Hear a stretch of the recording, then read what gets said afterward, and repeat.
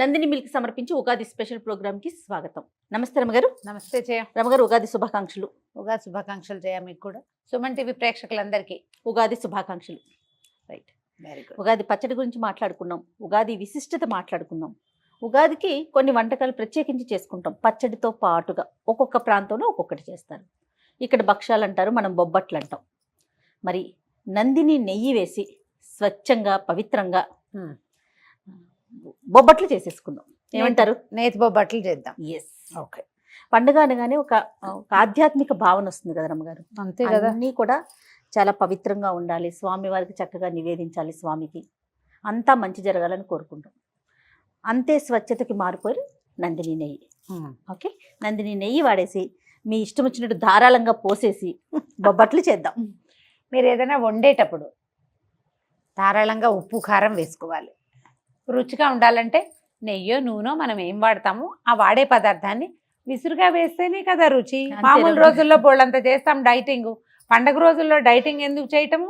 బాగా వండుకుని తినాలి, షడ్రసోపేతంగా ఓకే వండుకోవాలి. అందుకని నెయ్యి వేస్తే పోసేయండి, మరి కాస్త నూనె వేస్తే మరి కాస్త ఏం కాదు. తప్పకుండా. ఏంటి రమ్మగారు ప్రాసెస్ చెప్పండి. శనగపప్పుతో బొబ్బట్లు, మహారాష్ట్ర అక్కడ కందిపప్పుతో కూడా చేసుకుంటారు.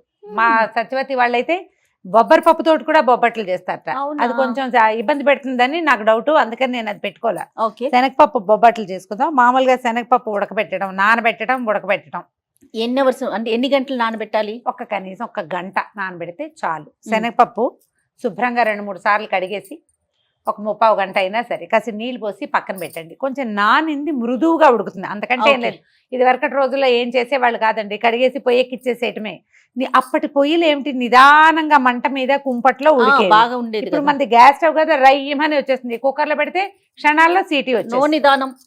నిదానాలు లేవు కదా, అందుకని కొంచెం నానబెడితే 1 గంట నానబెట్టి తర్వాత కుక్కర్లో పెట్టిద్దాం. ఎలా చేయాలంటే ఇప్పుడు మనం 1 గ్లాసు చేయదలుచుకుంటే శనగపప్పు బాగానే వస్తాయి. 1 గ్లాసెడ్ శనగపప్పు అనుకోండి, ఏ గ్లాసు కొలైనా తీసుకోండి. అదే గ్లాసు బెల్లం 1 గడ్డ అంత మాత్రం వేయండి. పైన మీరు పంచదార కూడా వేసుకోవచ్చు. ఒకవేళ మీకు చాయిస్ ఉంటే 2 స్పూన్లు పంచదార వేసుకోవచ్చు, లేకపోతే 1 బెల్లం గడ్డ అంత ముక్క ఎక్స్ట్రా వేయటం. బెల్లము శనగపప్పు. అక్కడి నుంచి దీనికి పైన తోపు పిండి పెట్టుకుంటాం కదా. మామూలుగా మనం ఏం చేస్తామంటే మైదా పిండితో చేసుకుంటాం ఎక్కువగా బొబ్బట్లు. పైన పూత మైదా పిండి పెడతాం. తెలంగాణలో ప్రత్యేకంగా భక్ష్యాలని గోధుమ పిండే పెడతారు. లాస్ట్ టైం మన ఛానల్లో బోల్డ్ వీడియోలు ఉన్నాయి, అన్ని ఛానల్స్లోనూ ఉన్నాయి బొబ్బట్ల తయారీ నేను చేసినవే. అప్పుడు మనం మైదా పిండితో చేసాం. ఈసారి గోధుమ పిండితోటి మరింత హెల్తీగా, పిల్లలు కూడా 1-2 తిన్నా పర్వాలేదు. మైదా అంత హెల్తీ కాదనుకుంటాం. మైదాతోటి వీలైనప్పుడు అప్పుడప్పుడు వన్సిన్ వైల్ తినచ్చండి, అంత ముట్టుకోకూడని పదార్థం కాదు. కాకపోతే ఇక అదే పనిగా అదే తినద్దని అంతే. గోధుమ పిండితోటి చేసుకుందాం. ఏ కప్పు శనగపప్పు అనుకున్నామో దాంతో కనీసం 2 కప్పుల గోధుమ పిండి కలిపి పక్కన పెట్టుకోండి. గోధుమ పిండి కలిపేద్దాం. ఫస్ట్ పప్పు ఉడకబెట్టాలి. ఉడకబెట్టిన పప్పుని కొంచెం చల్లారనిచ్చి గ్రైండ్ చేసేయండి, మెత్తగా అవుతుంది పిండిలాగా. అప్పుడు బెల్లం కొద్దిగా కరగబెట్టి ఈ పిండిని అందులో పోసి బెల్లము పిండి ఈ శనగపప్పు పిండి బాగా కలిసి దాన్ని చిక్కగా గట్టిగా ముద్ద అయ్యేదాకా ఉడకనివ్వాలి. ఉడికిన తర్వాత అందులో కొంచెం ఏలక పొడి వేసి పక్కన పెట్టుకోండి. అది చల్లారాలి, ముద్దలు చేయాలి.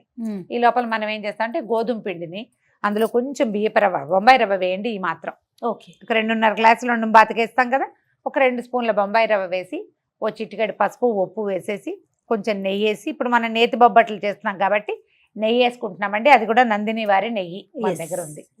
మీరు నూనె కూడా వేసుకోవచ్చు. నూనె వేసి కలుపుకోవటమే. నెయ్యి ఉంటే బెస్ట్. కలిపి పక్కన పెట్టుకుంటామా. ఇప్పుడు ఈ పప్పు చల్లారి మనం పాకం చల్లారి ఉండలు చేసుకున్నాక కొంచెం గోధుమ పిండి తీసుకోవటం, ఇది అందులో పెట్టడం, కవర్ చేయటం, ఈజీగా ఒత్తేసి కాల్చేసుకోవటం. అది కూడా నెయ్యి వేసి కాల్చుకుంటే బాగుంటుంది. తర్వాత మనం తక్కువ నేతితో కాల్చామనుకో పక్కనే నెయ్యి పెట్టి నేతిలో ముంచుకుని తినచ్చు బొబ్బట్లు. అదే మనం ఏమంటాం భక్ష్యాలు. లేదా పాలల్లో ముంచుకుని తిన్నా కూడా బాగుంటుంది. మైదా పిండి అయితే పాలల్లో ముంచుకోలేము. గోధుమ పిండితో చేసినవి చిక్కటి పాలు రబడీ లాంటివి చేసి పక్కన పెడితే అద్దుకుని తింటే ఎక్సలెంట్ గా ఉంటుంది, చాలా బాగుంటుంది. తప్పకుండా. ఓకే, ఇప్పుడు చేసేద్దాం. శనగపప్పుని కడిగి నానబెట్టి పక్కన పెట్టుకుందాం. ఓకే అండి. గోధుమ పిండి కలిపేద్దాము. ఇందులో కాస్త నీళ్ళు పోయిందమ్మా. ఇంకేం పిండి వంటలు చేస్తారు అమ్మగారు? నేనా మామూలుగా ఉగాది అప్పుడు గారెలు, బూరెలు, పాయసము, పులిహోర, బొబ్బట్లు, సొజ్జప్పాలు లాంటివి, ఇవే ఎక్కువగా చేసుకుంటాం. చక్కెర పొంగల్ చేసుకుంటాం, చక్కెర పొంగల్, రవ కేసరి ఒకటి చేస్తాము. నెక్స్ట్ టైం నేను రవ కేసరి డిఫరెంట్గా చేస్తాను, మామూలుగా మనం చేసేది కాకుండా కొంచెం కొత్త రకంగా చేసి చూపిద్దాం. తప్పకుండా. 2 గ్లాసులు గోధుమ పిండి, ఇందులో కొద్దిగా బొంబాయి రవ, ఓకే ఓకే, ఒక చిటికెడు పసుపు, చాలు కదా. పండి ఇంకొంచెం వేయచ్చు, చాలు. ఒక చిటికెడు ఉప్పు ఓకే వేసి కొద్దిగా నెయ్యి వేసి, ఒక స్పూన్ నెయ్యి వేయండి చాలు. స్పూను 2 స్పూన్ల నెయ్యి వేసి పిండి కలిపేసుకుందాము. కొద్దిగా గోరువెచ్చటి నీళ్ళతోటి కనుక కలిపితే ఈ పిండి బాగా సాగుతుంది. మీకు ఈ నీళ్ళ కొలత కూడా కావాలంటే ఒక గ్లాసు అలా పడతాయి నీళ్లు, గ్లాసు బాతిగా పడతాయి. అలా కొలత పెట్టుకోవద్దు, సుమారుగా మనం సుమారుగా చూసుకోవాలి. మన గోధుమ పిండి కంటే, మన రొట్టెల పిండి కంటే కొంచెం లూజ్గా ఉండాలి. ఎంత నానితే అంత బాగా వస్తుంది అనమాట. దీన్ని ఇది కొంచెం జిగురుగా ఉంది కదా, కొద్దిగా నెయ్యి దీని మీద స్ప్రెడ్ చేసి పక్కన పెట్టేసి దీన్ని మూత పెట్టి పక్కన పెట్టేద్దాం. ఒక గంట సేపు వదిలేస్తే కనీసము బాగుంటుంది. మీరు 2-3 గంటలు నానిస్తే మరీ బాగా కుదురుతుంది. మీ టైం ప్రకారం మొదటి ఇది కలిపేసేయాలన్నమాట. ఓకే, మూత పెట్టి పక్కన పెడదాం. గోధుమ పిండి మూత పెట్టి పక్కన పెట్టాం. ఇందాక నానబెట్టిన శనగపప్పుని కుక్కర్లో పెట్టాము. ఒక 6 విజిల్స్ తప్పించి దాని ప్లేట్లో పోసేసాం. నీళ్లు వంచేసేయాలి, ఎక్కువ నీళ్లు ఉంచకూడదు. ఒకవేళ మీకు నీళ్ల కొలత అనుమానం ఉంటే ఏ గ్లాస్తో శనగపప్పు తీసుకున్నామో దాంతో 2 గ్లాసులు నీళ్లు పోస్తే చాలు. ఓకే, 6-7 విజిల్స్ రప్పిస్తే ఇది పప్పు షేప్ ఉంటుంది కానీ మెత్తగా అయిపోతుంది. చూడు, అవునండి కదా. 2-3 పద్ధతులు ఉన్నాయి. మనం సింపుల్గా ఏం చేద్దామంటే ఈ ఆరిపోయిన పప్పుని చక్కగా మిక్సీలో వేసేసి మెత్తగా పిండి చేసేద్దాం. ఓకే ఓకే, ఈ లోపల నువ్వేం చేస్తావంటే మూకుడు పెట్టి బెల్లం పెట్టుకుందాం. ఇది 1 గ్లాసు పప్పు కదా, గ్లాస్ మీద ఒక ఇంత బెల్లం ఎక్స్ట్రా వేసుకుందాం, ఎందుకంటే చప్పగా అయిపోతుంది గోధుమ పిండి వల్ల. ఓకే, ఇది గ్రైండ్ చేసేద్దాము. ఇది మెత్తగా గ్రైండ్, ఎంత మృదువుగా చేస్తే మనకి భక్ష్యాలు అంత సాఫ్ట్గా వస్తాయి. దీంట్లో బద్దలు ఉండకూడదు. ఓకే, ఇది మిక్సీ చేసుకునే లోపు మనం పాకం పెట్టుకుందామా. మనం ఒక కప్పు మీద కొంచెం అని చెప్పాం కదా, ఇది కరెక్ట్గా మీరు ఏ కొలత చేస్తే ఆ కొలత. 1 స్పూను నీళ్ళు వేసాను అంతే, ఊరికే. అది కొంచెం తడి జస్ట్ మనం అది వేసే లోపల, పప్పు వేసే లోపల ఇది నల్లబడిపోకుండా ఉండడానికి అంతే.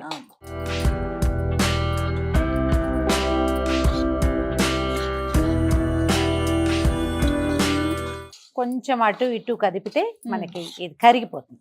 1 స్పూన్ పంచదార వేసుకుంటే ఈ ప్రాసెస్ స్పీడప్ కూడా అవుతుంది అనమాట. ఒకవేళ కావాలంటే మీకు అభ్యంతరం అయితే వేసుకోవద్దు, లేదనుకుంటే ఇది కొంచెం కరగంగానే ఇది మనకి బెల్లం చూసుకోండి. బెల్లంలో కనుక రాళ్ళు గీళ్ళు ఏమీ లేకుండా ఉంటే మనకి ఏ ప్రాబ్లము లేదు. ఇంకేం చెయ్యక్కర్లేదు, దీన్ని వడబోయటాలు వ్యవహారాలు ఏమీ లేదు.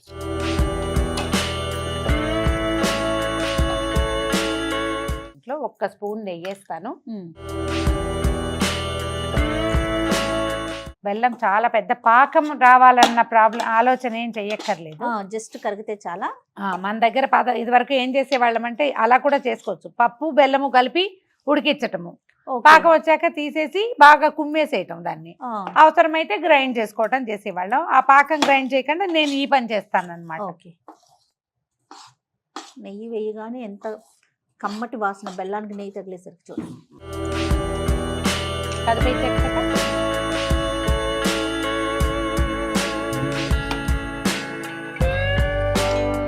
ఇందులో తడి ఎలాగూ ఉంటుంది కదా. అవునండి, అది ఇది కలిసి తొందరగా వచ్చేస్తుంది అనమాట. ఇది స్పీడ్గా అయిపోతుంది. కొంచెం చిన్న గరిటె తీసుకోండి, స్పీడ్గా చెయ్యి ఆడించండి చాలు.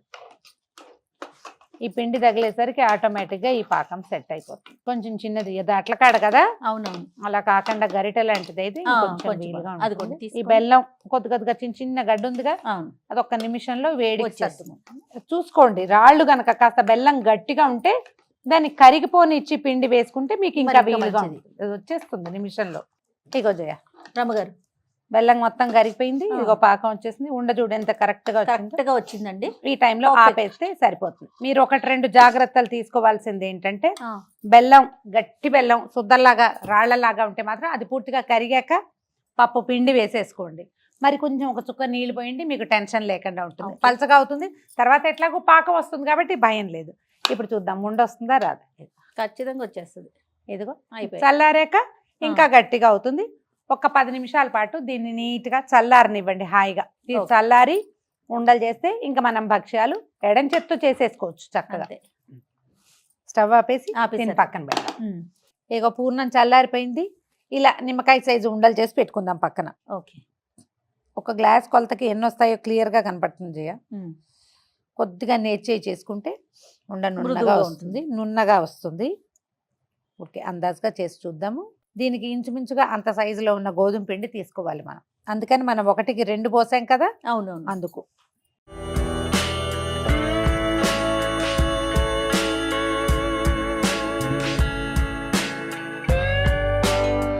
ఉండలు చేసేసాము పూర్ణం. అవునండి. ఇగో గోధుమ పిండి దీని సౌందర్యం ఎలా ఉందో చూద్దాం. చక్కగా సాగుతోంది చూడు. మెత్తగా ఉంటే చకచక అయిపోతాయి. మనం ఇంత పలచగా చేయకపోతే ఏమో కొద్దిగా పిండి చల్లి ఒత్తుకోవచ్చు. ఓకే.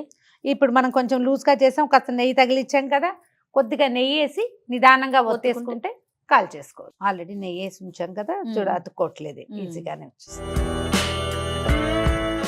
ఇంచుమించుగా మనకు అది ఎంత ఉందో సరిపోతుంది. అటు ఇటుగా అంతా తీసుకోవటమే. ఇది అడుగున మందంగా ఉంచుకుని అంచులు కొంచెం సాగదీసుకోవాలి మనం. అప్పుడు మనకి ఏంటంటే ఒత్తినప్పుడు ఈజీగా ఉంటుంది అనమాట. అలాగా దీన్ని పైకి లాగేయండి. మీకు మైదా పిండి అయితే ఇంకా స్పీడ్గా సాగుతుంది. గోధుమ పిండి కాబట్టి కొద్దిగా కాస్త స్లోగా ఉంటుంది అంతే. అన్ని పొదిగి పక్కన పెట్టుకోకుండా ఒక 5-6 చేసుకోవటము, ఒత్తుకోవటం ఒకేసారి. ఒక 4-5 చేసి పెట్టుకుని అప్పుడు ఒత్తుకుందామా? అట్లనే ఏం రమ్మగారు చేసేస్తారా? చేసేద్దామమ్మా. కొద్దిగా నెయ్యో నూనె రాసుకుందాం. అవునా? నెయ్యి కాస్త తక్కువగా ఉంది కదా, ఇంకొంచెం వేసుకుందామా అందులో. అట్లానేనండి.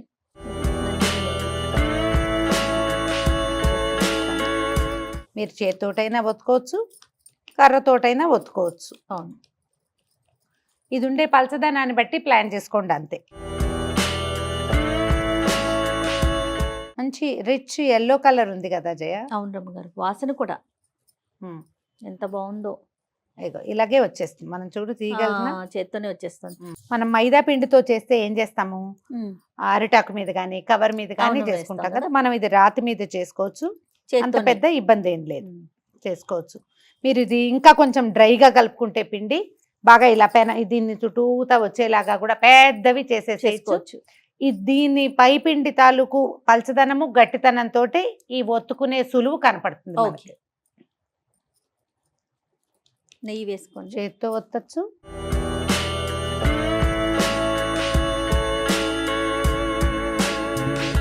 కాస్త కుస్తా బయటకు వచ్చినా అంత కంగారేం లేదు.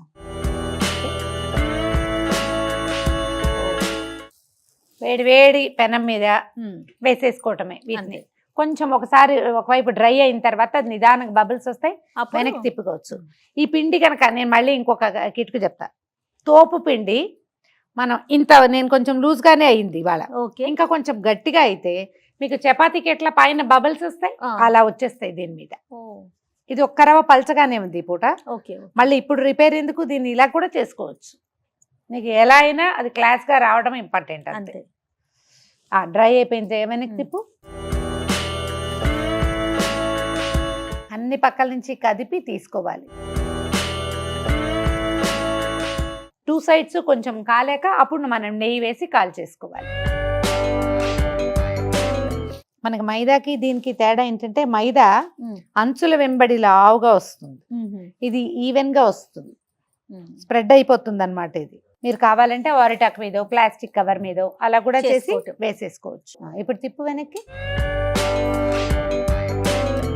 ఇప్పుడు నెయ్యి వేసుకుందాం.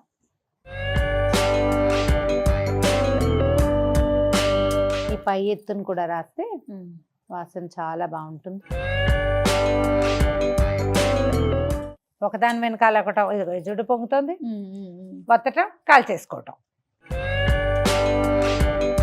ఇద్దరుంటే బాగా కంఫర్టబుల్ గా అవుతుంది. సొజ్జప్పాల్లాగానే. అంతేగా. ఊర్లలో కర్రబొబ్బట్లని చేసేవాళ్ళు. అంటే ఇదే పిండి కర్రతో టకటకటక ఒత్తేయటానికి అనమాట. ఒత్తేసి కాల్చుకుంటారు. ఇక్కడ కూడా మనకి భక్ష్యాలు తెలంగాణ ప్రాంతాల్లో అంతా కూడా కర్రతో చేస్తారా? కర్రతో నెయ్యి వేస్తారా? తిరిగి ఇంకొకసారి వేసి దీన్ని పల్చగా చేయాలంటే ఇది చేయి తిరగటము ఒకటి ఉమ్. 1-2 సార్లు మందంగా వస్తాయి, క్రమంగా మనకి పల్చగా చేయడం చేయను వచ్చేస్తుంది, వచ్చేస్తుంది. చేయను వస్తుంది, 2-3 సార్లు చేసేసరికి వచ్చేస్తుంది. ఈ పై పిండితోటే ప్రధానమైనది అనమాట. అదే. లోపలిది ఎంత మృదువుగా ఉంది, పైది ఎంత సాఫ్ట్ గా ఉంది, అంతే. పొంగుతుంది చూడండి. పొంగుతుంది, అదే చెప్పాగా. కాస్త ఆ చేయగా మీకు 2-3 సార్లు చేసేసరికి రౌండ్ గాను వస్తుంది, పొంగుతుంది కూడా. పర్ఫెక్ట్ గా పొంగుతుంది చూడు.